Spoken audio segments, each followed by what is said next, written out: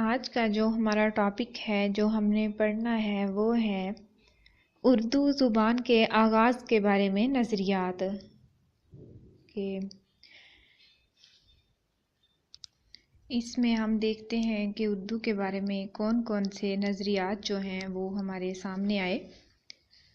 اردو کی ابتدا اور آغاز کے بارے میں مختلف نظریات جو ہیں وہ ملتے ہیں۔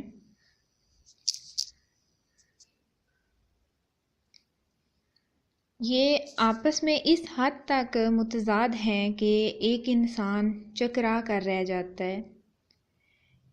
ان مشہور نظریات میں ایک بات مشترک ہے کہ ان میں اردو کی ابتدا کی جو بنیاد ہے وہ برصغیر پاک و ہند میں مسلمان فاتحین کی آمد پر رکھی گئی ہے، اور بنیادی استدلال یہ ہے کہ اردو زبان کا جو آغاز ہے وہ مسلمان فاتحین کی ہند میں آمد اور مقامی لوگوں سے میل جول اور مقامی زبان پر اثرات سے ہوا ہے، اور اس طرح ایک نئی زبان جو ہے وہ معرض وجود میں آئی ہے جو کہ بعد میں اردو کہلائی۔ کچھ ماہرین لسانیات نے اردو کی ابتدا کا جو سراغ ہے وہ قدیم آریاؤں کے زمانے میں بھی لگانے کی کوشش کی ہے۔ بہرے طور اردو زبان کی ابتدا کے بارے میں کوئی حتمی بات کہنا ذرا مشکل ہے۔ اردو زبان کے جو محققین ہیں اگرچہ وہ اس بات پر متفق ہیں کہ اردو کی ابتدا جو ہے وہ مسلمانوں کی آمد کے بعد ہوئی ہے، لیکن مقام اور نوعیت کا تعین اور نتائج کے استخراج میں جو ہے وہ ایک اختلاف پایا جاتا ہے۔ اس انداز سے اگر اردو کے متعلق نظریات کو دیکھا جائے تو وہ نمایاں طور پر یہ 3 نظریات ہمارے سامنے آ رہے ہیں، جن میں ایک ہے پنجاب میں اردو، دوسرا ہے دکن میں اردو اور تیسرا ہے سندھ میں اردو۔ آج ہم جو نظریہ دیکھتے ہیں وہ ہے پنجاب میں اردو۔ 1928 میں حافظ محمود شرانی نے یہ نظریہ جو ہے پیش کیا ہے۔ حافظ محمود شرانی 1880 میں ٹانک ضلع خیبر پختونخوا میں پیدا ہوئے تھے اور ابتدائی تعلیم بھی انہوں نے ٹانک سے حاصل کی۔ 1899 میں لاہور اورینٹل کالج میں منشی فاضل کا امتحان پاس کیا اور اس کے بعد پھر انگلستان چلے گئے۔ یہ وہ دور تھا جب علامہ اقبال بھی انگلستان میں تھے اور آپ نے علامہ اقبال اور سر عبدالقادر کے ساتھ 1913 تک انگلستان میں ہی رہے۔ 1913 میں پھر پاکستان واپس آئے اور دوبارہ انگلستان واپس جانا چاہتے تھے، لیکن 1914 میں جنگ عظیم شروع ہونے کی وجہ سے واپس نہ جا سکے۔ جب علامہ اقبال لاہور آئے تو حافظ محمود شرانی بھی ٹانک سے لاہور چلے گئے۔ آپ نے 1921 میں اسلامیہ کالج میں اردو اور فارسی پڑھائی کر دی اور پھر اورینٹل کالج میں بھی پڑھائی۔ پھر انہوں نے ایک کتاب پنجاب میں اردو لکھی جو 1928 میں شائع ہوئی۔ اس کتاب کو سب سے زیادہ اہمیت ملی۔ حافظ محمود شرانی 1940 میں اورینٹل کالج سے ریٹائرڈ ہوئے اور 1945 میں وفات پائی۔ حافظ محمود شرانی نے اپنے گہرے لسانی مطالعے اور ٹھوس تحقیقی بنیادوں پر یہ نظریہ قائم کیا ہے کہ اردو کی جو ابتدا ہے وہ پنجاب میں ہوئی ہے۔ ان کے خیال کے مطابق اردو کی ابتدا اس زمانے میں ہوئی جب سلطان محمود غزنوی اور شہاب الدین غوری ہندوستان پر بار بار حملے کر رہے تھے۔ ان حملوں کے نتیجے میں فارسی بولنے والے مسلمانوں کی مستقل جو حکومت ہے وہ پنجاب میں قائم ہوئی اور دلی کی حکومت کے قیام سے تقریباً 200 سال تک یہ فاتحین یہاں قیام پذیر رہے۔ اس طویل عرصے میں زبان کا بنیادی ڈھانچہ جو ہے وہ بھی سامنے آیا۔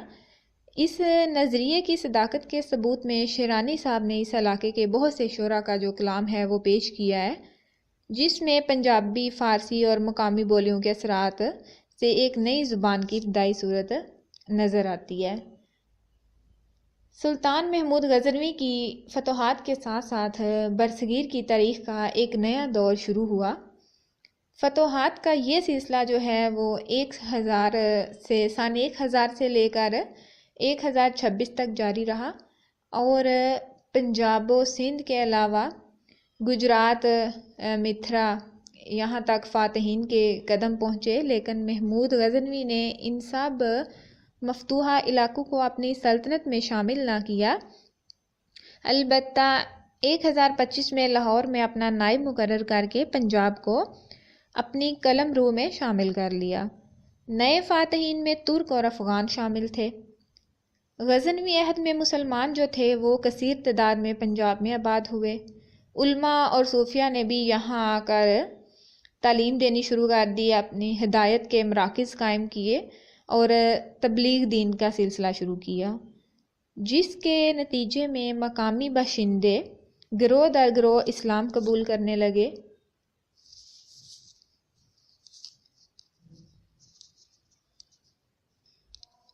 اور اس سماجی انقلاب کا اثر جو ہے یہاں کی زبان پر پڑا، کیونکہ فاتحین نے پنجاب میں آباد ہو کر یہاں کی زبان کو بول چال کے لیے اختیار کیا۔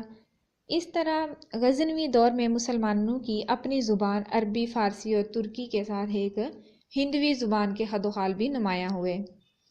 مسلمان جو ہیں وہ تقریباً 250 سال تک پنجاب، جس میں موجودہ سرحدی صوبہ اور سندھ بھی شامل تھے، ان کے حکمران رہے۔ 1193 میں قطب الدین ایبک کے لشکروں کے ساتھ مسلمانوں نے دلی کی طرف پیش قدمی کی، اور چند سالوں کے بعد ہی سارے شمالی ہندوستان پر مسلمان جو تھے وہ قابض ہو گئے تھے۔ اب لاہور کی بجائے دلی کو دارالخلافہ کی حیثیت حاصل ہو گئی، تو لازماً مسلمانوں کے ساتھ یہ زبان جو اس وقت تک بول چال کی زبان کا درجہ حاصل کر چکی تھی، ان کے ساتھ ہی دلی کی طرف سفر کر گئی۔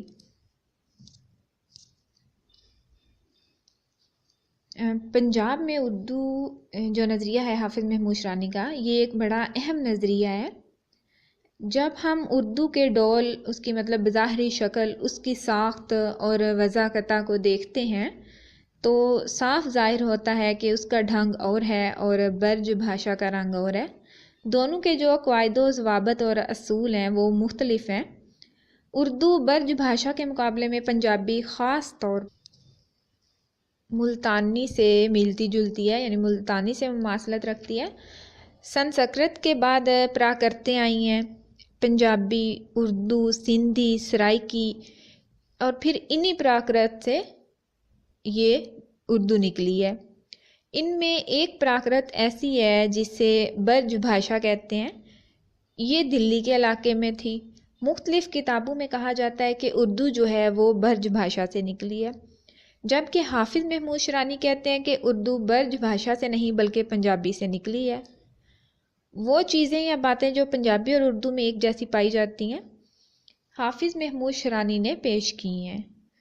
ان کا کہنا ہے کہ اردو اور پنجابی کا جو ہے آپس میں وہ ایک گہرا تعلق ہے، اردو پنجابی سے ہی نکلی ہے۔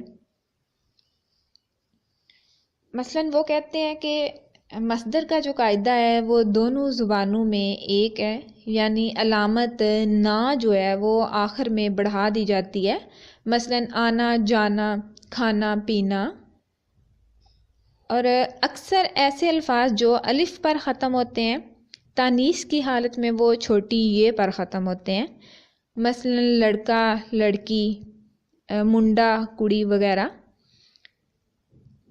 نمبر 3 پر وہ کہتے ہیں کہ اسماء صفات جو ہیں وہ دونوں زبانوں میں الف پر ختم ہوتے ہیں، مثلاً اونچا، اور پنجابی میں کہیں گے اچا، الف پر یہ دونوں ختم ہو رہے ہیں۔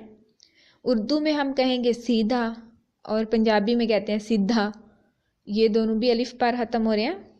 اسی طرح فعل حال، فعل ماضی اور فعل مستقبل کے اصول بھی دونوں زبانوں میں تقریباً ایک جیسے ہیں، کہیں کہیں کوئی معمولی جو ہے وہ فرق ہے اندر۔ فعل امر کا جو قاعدہ ہے وہ بھی اردو اور پنجابی میں ایک جیسا ہے۔ ماضی، مطلع دونوں زبانوں میں ایک ہے۔ پنجابی اور اردو کے حروف تہجی اور رسم الخط میں بھی کوئی فرق نہیں پایا جاتا۔ پنجابی کے بامعنی الفاظ اور محاورات جیسے پنجابی میں استعمال ہوتے ہیں اسی معنی میں اردو میں بھی استعمال ہوتے ہیں۔ مضارع بھی دونوں زبانوں میں ایک ہیں، ندائیہ وہ بھی دونوں میں ایک ہیں، دعائیہ اردو اور پنجابی میں ایک ہیں۔ یہ حافظ محمود شیرانی کی وہ باتیں ہیں جو اردو اور پنجابی میں ایک جیسی پائی جاتی ہیں۔ اردو زبان کے حوالے سے حافظ محمود شیرانی کا یہ نظریہ جو ہے وہ خصوصی اہمیت کا حامل ہے، اور آنے والے ماہرین نے بھی ان کی لسانی خدمات کا بڑا اعتراف کیا ہے۔ ڈاکٹر شوکت سبزواری جو ہیں وہ حافظ محمود شیرانی کی لسانی خدمات کا اعتراف کرتے ہیں۔ وہ بھی کہتے ہیں کہ مولانا شیرانی مرحوم کا اردو دان طبقہ کو شکر گزار ہونا چاہیے کہ انہوں نے اردو میں سب سے پہلے اردو کے چہرے سے نقاب اٹھا کر اس کے خد و خال کا گہرا مطالعہ کیا، پنجابی، ہریانوی، برج بھاشا سے اس کا مقابلہ کر کے اردو دان طبقے کو تقابلی لسانیات کی ہلکی سی جھلک دکھائی ہے۔ ڈاکٹر شوکت سبزواری جو ہیں وہ یہ تسلیم نہیں کرتے کہ اردو نے پنجاب میں جنم لیا اور پنجابی کی بیٹی ہے، لیکن ڈاکٹر جمیل جالبی جو ہیں وہ اس نظریے کو تسلیم کرتے ہیں۔ وہ کہتے ہیں کہ پنجاب کا اردو سے وہی تعلق ہے جو ایک ماں کا اپنی بیٹی سے ہوتا ہے۔ بیٹی بیاہ کر کہیں چلی جائے لیکن ماں اور بیٹی کا ازلی رشتہ اسی طرح قائم رہتا ہے، اور چونکہ ماں کبھی ڈائن نہیں بن سکتی اس لیے اردو اور اہل پنجاب کا یہ رشتہ ناتا اسی طرح قائم ہے۔ اسی طرح ڈاکٹر حلیق انجم جو ہیں وہ بھی لسانی محقق کے طور پر حافظ محمود شیرانی کا مقام و مرتبہ متعین کرتے ہوئے کہتے ہیں، وہ بھی لکھتے ہیں کہ اردو کے پہلے باقاعدہ محقق ہونے کا شرف حافظ محمود شیرانی کو حاصل ہے۔ آپ اعلیٰ ترین محقق کے لیے کوئی بھی مغربی یا مشرقی معیار قائم کر لیں، حافظ محمود شیرانی اس پر پورے اتریں گے۔ یہ وہ محققین تھے جنہوں نے حافظ محمود شیرانی کی لسانی خدمات کا بڑا اعتراف کیا ہے۔ اگر ان تمام حوالوں کو دیکھا جائے تو ان حوالوں کے مد نظر یہی بات سامنے آتی ہے کہ حافظ محمود شیرانی کا جو یہ نظریہ ہے پنجاب میں اردو، یہ بہت زیادہ اہمیت کا حامل ہے، اور اس لیے بہت سے ماہرین نے ان کی خدمات کا اعتراف بھی کیا ہے۔